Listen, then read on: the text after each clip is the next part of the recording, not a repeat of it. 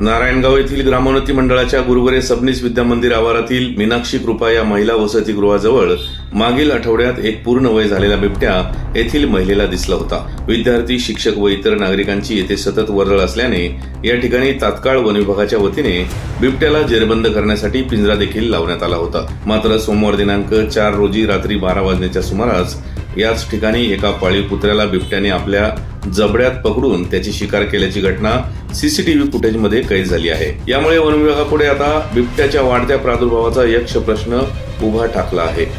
4 दिवसांपूर्वीच नारायणवाडी येथील विजय शेटे व एका मेंढपाळावर बिबट्याने हल्ला केल्याची घटना ताजी असल्यानेच बिबट्याचा वाढता उद्रेक ही गंभीर बाब झाली आहे।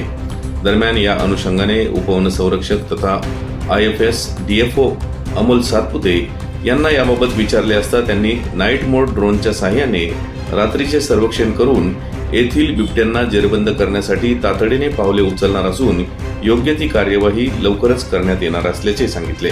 नेमकं वन विभाग येथील शाळेच्या परिसरातील व नारायणवाडी, कोल्हेमळा, मांजरवाडी, वारुळवाडी, देवजाळी, आरवी, पिंपळगाव या परिसरात असलेल्या बिबट्यांचा बंदोबस्त कसा करणार हे येत्या काही दिवसात आपण पाहणार आहोत। याच बातमीची काही दृश्य पाठवली आहेत आपला आवाज न्यूज नेटवर्कचे कार्यकारी संपादक किरण वाजगे यांनी।